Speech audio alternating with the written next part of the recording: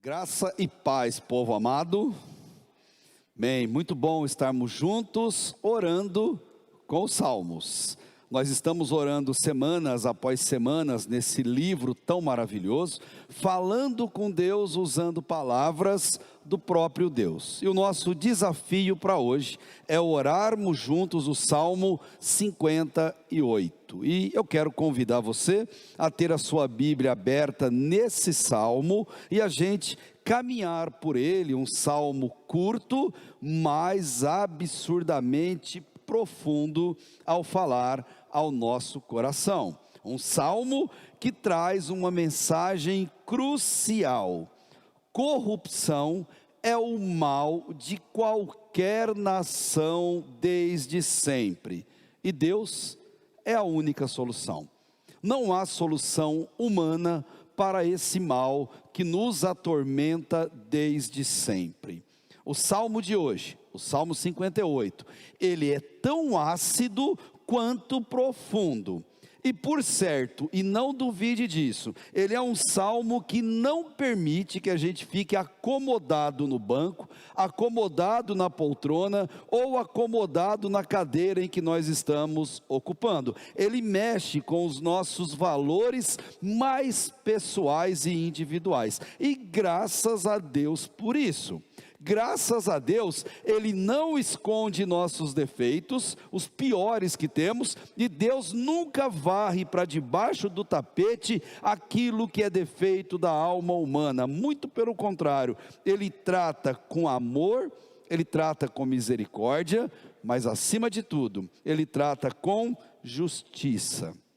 E de fato, amados, a palavra viva de nosso Deus, a Bíblia por Ele revelada, ela primeiro machuca, para depois curar. Ela primeiro nos derruba, para depois nos levantar. Ela primeiro nos mata, para depois nos revivificar. Essa é a palavra de Deus. Sabe o assunto que nunca sai dos noticiários? Nunca. A corrupção. Em todo lugar, por onde você passa, acaba parecendo uma prática tão normal, que nós acostumamos com ela, a tal ponto de nem nos revoltarmos mais com esse tipo de situação. Não checamos, por exemplo, a veracidade de alguma informação que aparece nas grandes mídias, somos acomodados para ver se isso é verdade ou não. Nos esquecemos que muitas vezes os melhores corruptos, para desviar o foco de sua corrupção, colocam outros em linchamentos morais, porque sabe que as pessoas não vão atrás da verdade para saber se aquilo é desse jeito. Mas quanto a Davi, o autor desse salmo, Salmo 58, ele é um homem segundo o coração de Deus. E homens segundo o coração de Deus não ficam inertes diante da injustiça. Não só Davi, todo filho de Deus tem que tomar uma postura diante da corrupção. E Davi, nesse salmo, vai demonstrar a santa indignação que deve estar no coração de um homem diante das injustiças e apontar a única solução possível e plausível para isso. E sabemos que a solução é Deus. Deus a tudo vê, Deus a tudo sabe, Deus conhece não só cada coração, mas também tudo que está sendo arquitetado e acontecendo nesse mundo perdido. Deus nunca é pego de surpresa, nunca perde o controle das coisas e das pessoas, sejam elas as mais pobres criaturas ou os seres humanos mais poderosos na face da terra. Essa é uma verdade. E uma segunda verdade: o mal nunca fica sem punição e nunca passa desapercebido aos olhos do Senhor. E a nós cristãos, filhos de Deus, cabe imitarmos a Davi e demonstrarmos indignação contra a corrupção. Não com violência, não com ofensa, seja ela de qualquer natureza, pessoal ou por redes sociais. Devemos ser misericordiosos, orar pelos corruptos, clamar pela conversão e pela salvação deles. Devemos fazer tudo isso como a Bíblia manda, mas também demonstrar a nossa indignação. Eis a mensagem do Salmo 58. Um salmo de lamento pela realidade social que Davi enxergava contra a tirania de juízes e políticos.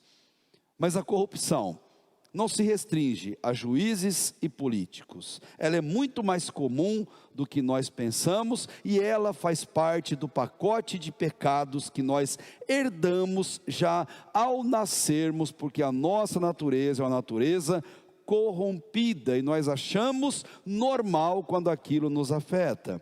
É tão errado julgar com injustiça e fazer leis ou executar leis com injustiça, tão errado quanto andamos com nossos carros irregulares e não queremos ser fiscalizados, e se o formos, pagamos um valor corrompendo alguém para não aplicar, por exemplo, uma multa, uma punição na gente. Isso é corrupção do mesmo jeito. É corrupção do mesmo jeito comprar ou negociar mercadorias que sabemos de fontes ilícitas ou ilegítimas, e aí eu incluo contrabando que é feito à base de escravidão de muitas almas que a gente nem conhece. Isso também é escravidão. Mas uma verdade maior é essa: corrupção não é coisa de cristão. Não é. E por uma razão muito simples. Cristão significa pequeno Cristo, ou cristão, filhos de Cristo, pequenos cristos. E se tem uma coisa que Jesus nunca foi, é corrupto. Por que nós, filhos dele, pequenos cristos na terra, seríamos diferentes?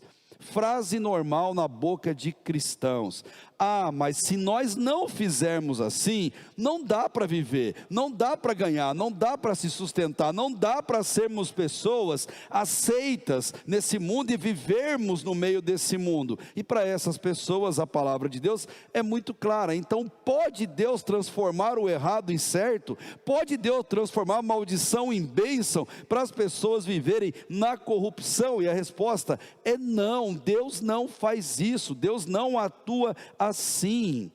E vou além: não se brinca com a santidade de Deus, não se brinca com a ética de Deus, não se brinca com o caráter puro de Deus. Deus cuida de quem é filho dele, Deus cuida de quem pertence a ele. Basta nós confiar honestamente nessa verdade.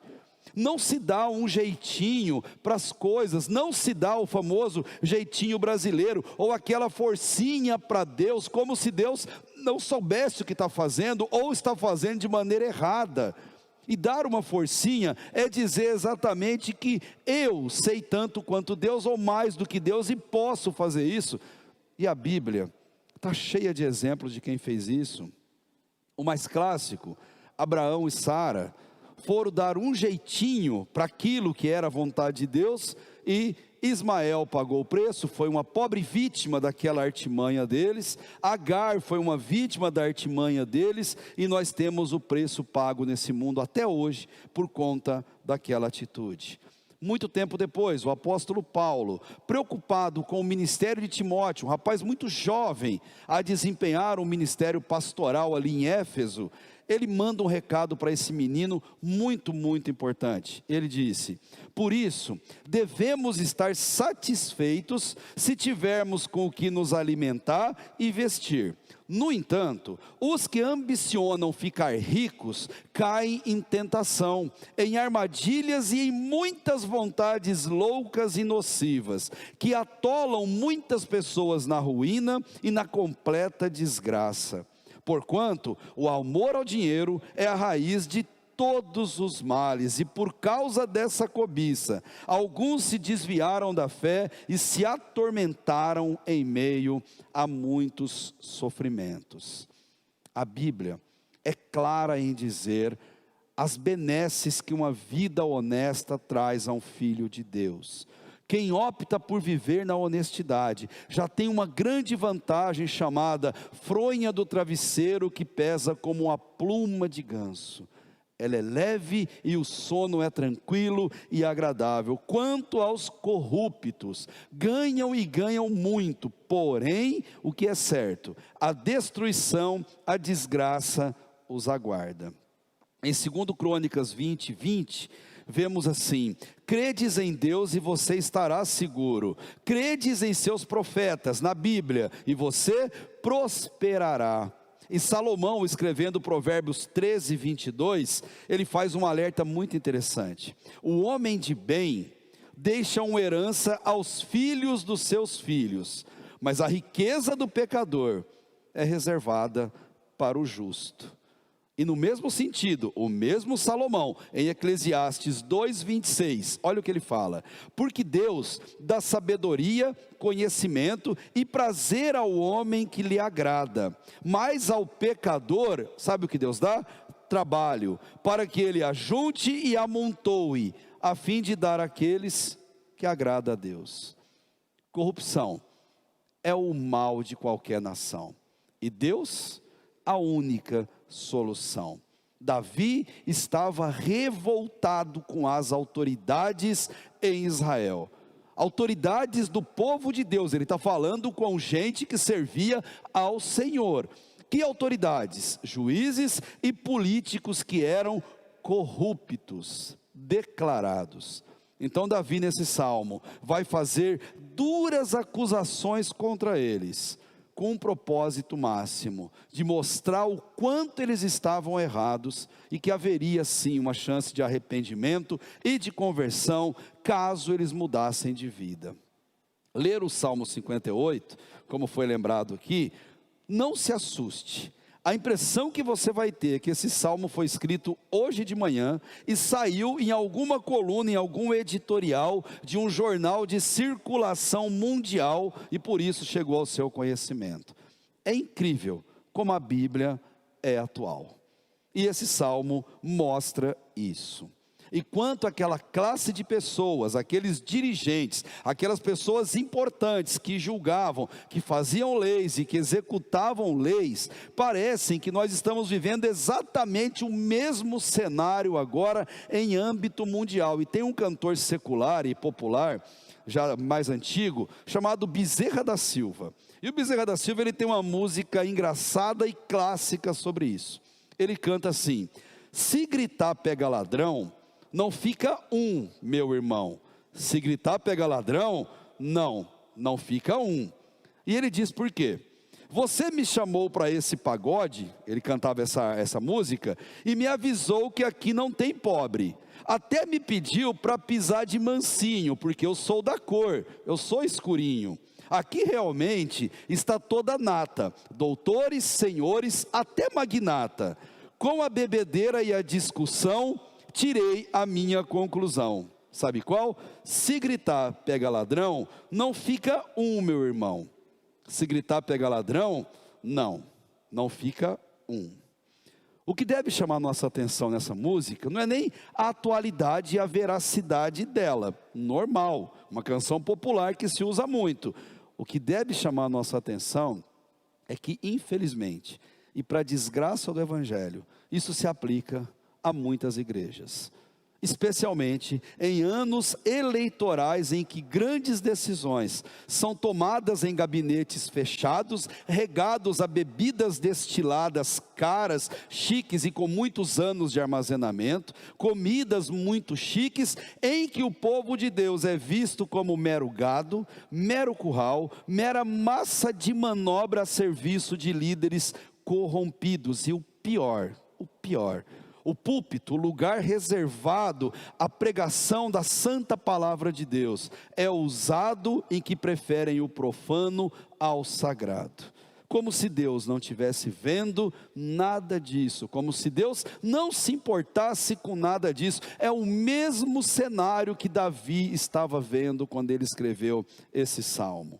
Mas a resposta de Deus, aqueles que agem assim, que pensam assim, que acham a corrupção normal e até natural, não precisa ir longe, está cravada em Provérbios 14, 12, que diz: há caminho que ao homem parece direito, mas o seu fim são caminhos de morte.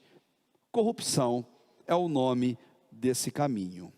E queridos, e a você que me acompanha, no inferno é muito tarde para a gente descobrir Por mais lindo que seja o nosso velório, o nosso sepultamento, por mais lindo e cheio de declarações de amor que as pessoas façam por nós, ou elogios do tipo, nossa, que homem maravilhoso ele era, que pessoa fantástica, ou parece que Deus só leva para si as melhores pessoas, lindo a gente ouvir isso. Mas no céu não existem epitáfios em belas lápides. No céu só existem nomes escritos no livro da vida do Cordeiro. Espero que você entenda bem a profundidade disso, o que isso verdadeiramente significa. Por mais que não gostemos de ouvir isso, estava muito certo o brilhante filósofo G.K. Chesterton, ao afirmar algo fantástico. O certo é certo, mesmo que ninguém o faça, e o errado é errado, mesmo que todos se enganem sobre ele. Corrupção é o mal de qualquer nação, e Deus, só Deus, é a única solução. Mostrar indignação é o nosso papel, e dá para fazer isso de 3 maneiras. Primeiro, não corrompendo ninguém. Cristão não corrompe ninguém. Ele paga o preço, mas ele não corrompe ninguém. Segundo, não se corrompendo, não aceitando corrupção em hipótese nenhuma. E terceiro, não admitindo qualquer forma de corrupção. Quer o motivo para isso? Paulo faz uma pergunta aos coríntios que é clássica. Ele pergunta: que sociedade tem a justiça com a injustiça? E que sociedade tem a comunhão com as trevas? A resposta é: nenhuma. Não existe, não se mistura as duas coisas. Vamos adentrar nesse salmo, mas antes de fazer isso, eu quero refletir essa dura oração de Davi, correndo meus olhos primeiro numa música, numa canção feita em forma de crítica social e religiosa por um rapper brasileiro cristão, César MC. Ele produziu uma música com Felipe Artioli, muito interessante, cujo nome é Dai a César o que é de César. E ele baseou essa música em Tiago capítulo 5, versículo 1 até o versículo 6. Olha o que ele canta nesse rap. Agora vós ricos, chorai e pranteai por vossas misérias que sobre vós hão de vir. As vossas riquezas estão apodrecidas e as vossas vestes estão comidas de traça. O vosso ouro e a vossa prata se enferrujaram e a sua ferrugem dará testemunho contra vós. E comerá como fogo a vossa carne, pois acumulaste tesouro para os últimos dias. E o salário dos trabalhadores que ceifaram as vossas terras, e que por vós foi diminuído, clama, e os clamores dos trabalhadores entraram nos ouvidos do Senhor dos exércitos. Vocês viveram luxuosamente na terra, desfrutando prazeres e fartaram-se de comida em dia de abate. Vocês têm condenado e matado o justo, sem que ele ofereça resistência, mas bem-aventurados os que têm fome e sede de justiça, pois eles serão saciados. Erga a voz, julgue com justiça, defenda os direitos dos pobres e dos necessitados, mas lembrem-se, dai a César o que é de César, e a Deus o que é de Deus. E ele emenda: gente que fala, mas não sabe nem a metade do que fala. Nem sempre aquele que fala de fato tem algo a dizer. Por exemplo, racismo é um câncer estrutural. Esse fato não depende da sua opinião. Ou você coopera com essa estrutura, ou você ajuda na demolição. Profundo isso. Então, dai a César o que é de César. Sem equidade não há justiça. Vitimismo é o que vão dizer. Pimenta no olho do pobre não arde, a menos que um dia ela pingue em você. Essa polaridade funciona de quê? Ninguém está disposto a largar o osso. Enquanto se discute o lado menos podre, o pobre continua no fundo do poço. Mas eu ainda busco ser sal e luz, sei exatamente minha missão na terra. E olha que duro, a bancada evangélica não é Jesus. Então dai a César o que é de César. A corrupção é o mal de qualquer nação, mas Deus é a única solução. Davi vai nos apresentar esse remédio para a nossa alma, esse remédio para nos combater esse mal, em forma de poesia, em forma de uma canção em que ele acusa. E repare a dureza da acusação, verso 1 ao verso 5. Será que vocês, poderosos, falam de fato com justiça? Será que vocês, homens, julgam retamente? Não. No coração de vocês tramam a injustiça, e na terra as suas mãos espalham a violência. Os ímpios erram o caminho desde o ventre, desviam-se os mentirosos desde que nascem. Seu veneno é como o veneno de uma serpente. Tapam os ouvidos como a cobra que se faz de surda, para não ouvir a música dos encantadores que fazem encantamentos com tanta habilidade. O que indignou Davi deve indignar a mim e a você, é que as pessoas escolhidas e muito bem pagas para julgar, para liderar o povo, para acabar com a miséria e o sofrimento, não faziam isso, muito pelo contrário, a justiça ficava parada para quem necessitava dela. Mas quem lidera tem a obrigação de fazer o seu papel, e quem assiste de não se calar diante do erro. O que Davi está mostrando é que eles não só se calavam diante da injustiça, como ficavam arquitetando nos bastidores esquemas perversos para beneficiarem-se entre si. É atual isso? Absurdamente. E o pobre e necessitado continuava mais pobre e necessitado. A vida dele não mudava nada. O que eles faziam, segundo Davi fala, no versículo 3, era deixar correr o fluxo normal da vida. A natureza humana é corrupta, então o corrupto, ele se corrompe porque a natureza dele é corrompida, e todos nós somos seres humanos, e não somos exceção para a regra que a palavra de Deus quer dizer. Todo homem é corrupto até Deus entrar na sua vida, e por meio da confissão e do pedido de perdão de pecados, a gente passar pelo sangue de Cristo e se tornarmos novas criaturas em Jesus. Pois sem isso, a natureza pervertida sempre vai falar mais alto.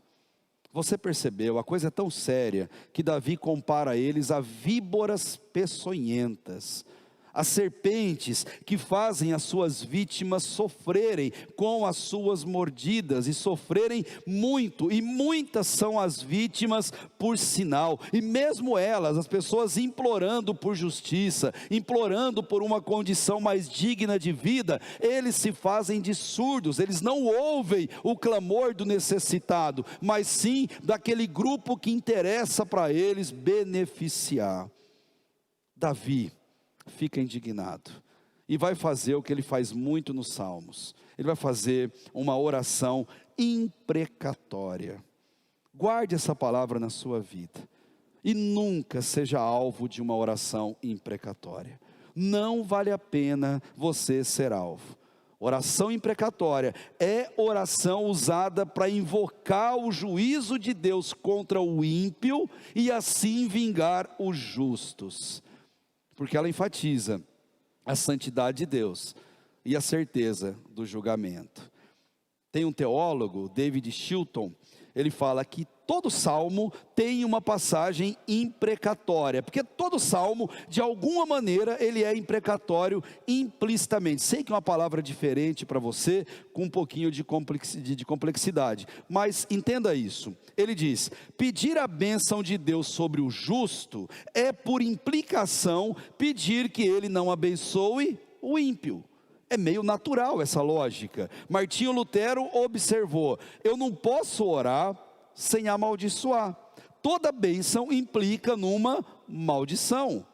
Uma apresentação honesta do salmo imprecatório vai mostrar para a gente que a justiça e santidade de Deus, de uma forma que seu amor e misericórdia brilham também.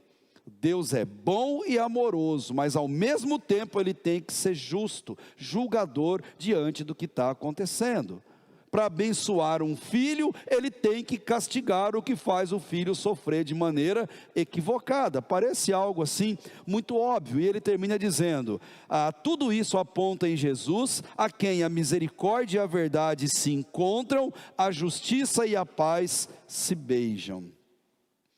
Com essa intenção no coração, a partir do versículo 6 ao 11, Davi faz a oração imprecatória. Ele constatou o erro, e ele faz a oração agora imprecatória. E olha o que ele pede para Deus: quebra os dentes deles, ó Deus, arranca, Senhor, as presas desses leões, desapareçam como a água que escorre, quando empunharem o arco, caiam sem força suas flechas, sejam como a lesma que se derrete pelo caminho. Ele faz uma brincadeira aqui da lesma que se derrete no calor, no sol, como feto abortado, não vejam eles o sol. Os ímpios serão varridos antes que as suas panelas sintam o calor da lenha, esteja ela verde ou seca. Os justos se alegrarão quando forem vingados, quando banharem seus pés no sangue dos ímpios. Então os homens comentarão: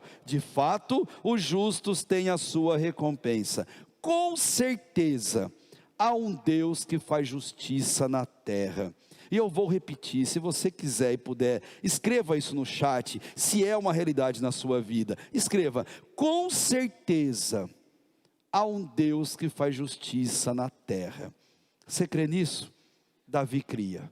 Davi declara: Deus não se faz de surdo, não se faz de cego. Deus está vendo o que acontece nesse mundo. Deus vai julgar os ímpios e vai abençoar a vida dos justos. Uma oração dura, essa oração de Davi, mas a podridão moral, a podridão política, a podridão do judiciário, os abusos contra inocentes eram tão declarados que essa medida foi necessária.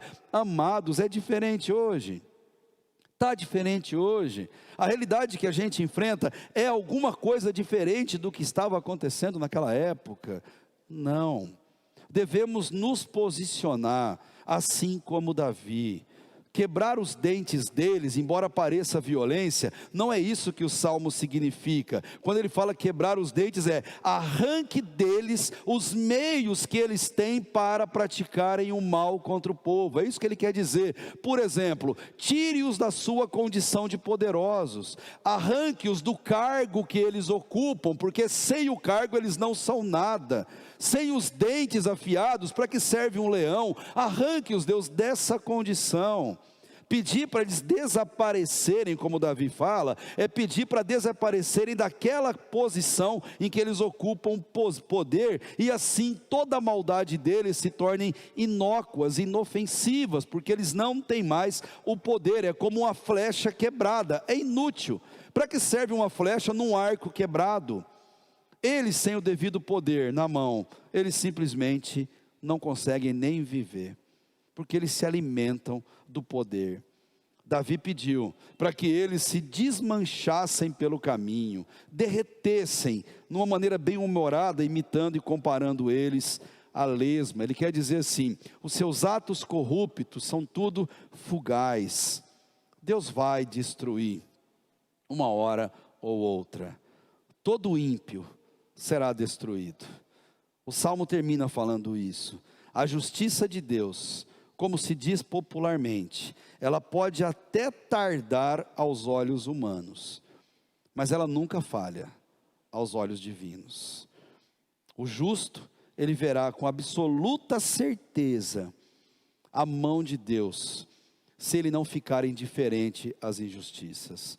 A fatura dos ímpios, uma hora chega, e aos filhos de Deus cabe mostrar indignação, terem uma posição bíblica e correta diante da corrupção, diante da podridão moral. Deus nunca fica indiferente às injustiças, nunca fica.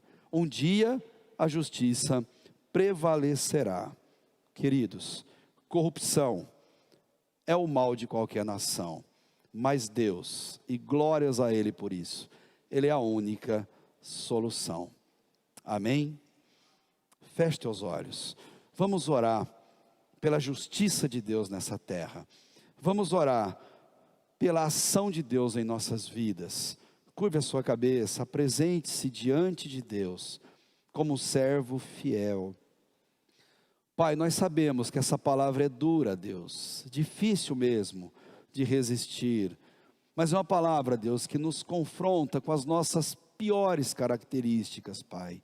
E queremos diante do Senhor reconhecer a nossa fragilidade, a nossa dificuldade, Deus, em viver o padrão esperado pelo Senhor. Não permita, Deus, que nenhum de nós que juntos oramos nesse momento, que nenhum de nós se corrompa pelo caminho. Não permita, Deus, que nenhum de nós corrompa alguém pelo caminho. E também não permita, Deus, que nenhum de nós fiquemos frios, ó Deus, diante da injustiça que acontece em nossa volta. Que possamos levantar nossas vozes, tomar posições bíblicas conforme agrada ao teu coração, assim como Davi também fez. E diante, ó Deus, do mal dessa humanidade, diante da corrupção, não permita, ó Deus, que a sua igreja seja usada por pessoas maléficas. Não permita, Deus, que o mal adentre a seara do povo do Senhor, Deus, mas que o sangue de Cristo possa barrar toda a atuação do mal entre nós. Nós confiamos em Ti, Deus, e no Senhor nós clamamos e nos entregamos e nos consagramos, em nome de Jesus, amém, amém.